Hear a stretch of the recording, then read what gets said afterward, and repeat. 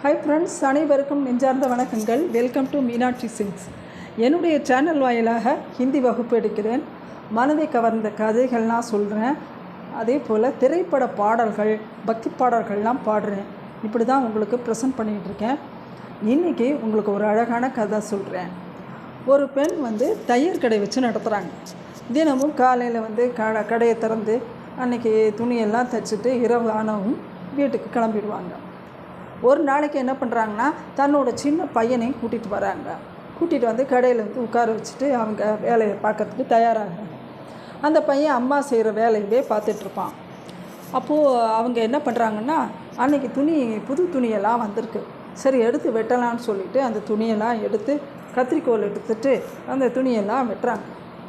வெட்டிட்டு தைக்கிறதுக்கு தயாராக உட்காந்துட்டு மிஷினில் உட்காந்து எல்லாம் தைக்கிறாங்க. தைச்சி முடிச்சுட்டு என்ன பண்ணுறாங்க, இந்த கத்திரிக்கோலை தூக்கி கால் கடியில் போட்டுவிட்டு அந்த ஊசி எடுத்து, ஏன்னா மிஷினில் இருக்கு இல்லையா, அந்த ஊசி உடஞ்சி போயிடும், அதனால் அந்த ஊசி எடுத்து தைக்கிற ஊசியெல்லாம் எடுத்து ஒரு பெட்டியில் பத்திரப்படுத்தி வைக்கிறாங்க. இந்த பையன் பார்த்துட்டே இருக்கான். பார்த்துட்டே இருந்துட்டு அம்மாட்ட கேட்குறான், என்னம்மா நீங்கள் அந்த கத்திரிக்கோல் அவ்வளோ விலை இருந்தது, பலன்னு இருக்குது, அதெல்லாம் துணியெல்லாம் வெட்டினீங்க, அதை கொண்டு காலு கடியில் போட்டுட்டிங்கம்மா, ஆனால் அந்த ஊசி விலை குறைவு தான், அது தூக்கி அதை பத்திரப்படுத்தி வைக்கிறீங்களேம்மா, ஏம்மா அப்படின்னு கேட்குறான்.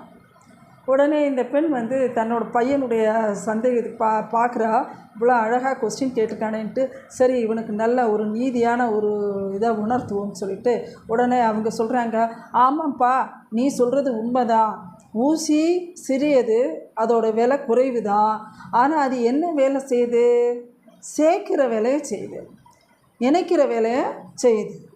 ஆனால் அந்த கத்திரிக்கோலை என்ன பண்ணுது, எல்லாம் வெட்டி பிரித்து போடுது. அப்போ நாம் இதுலேருந்து என்ன தெரியுது, யார் செய்கிற வேலை சிறந்தது, ஊசி சேர்த்து தானே வைக்குது எல்லாத்தையும்.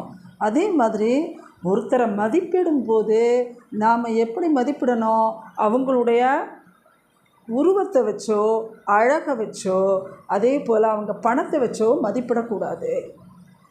ஒருவருடைய செயல்களை வைத்து தான் அவங்கள நாம் மதிப்பிடணும் அப்படின்னு சொல்கிறாங்க. இப்போ ஊசி என்ன வேலை செஞ்சுருக்கு, எல்லாத்தையும் சேர்த்து வைக்கிற வேலையை செஞ்சுருக்கு, கத்திரிக்கோல் பிரித்து வைக்கிற வேலையை செஞ்சுருக்கு அப்படிங்கிறத அவங்க சொல்கிறாங்க. உடனே அந்த பையன் புரிஞ்சுக்கிறான். அதனால் நாம் யாரையும் அவங்கள அழகை வச்சோ பணத்தை வச்சோ மதிப்பிடக்கூடாது, செயலை வச்சு தான் மதிப்பிடணும். இந்த கதை பிடிச்சிச்சின்னா லைக் பண்ணுங்கள், ஷேர் பண்ணுங்கள். நன்றி ஃப்ரெண்ட்ஸ்.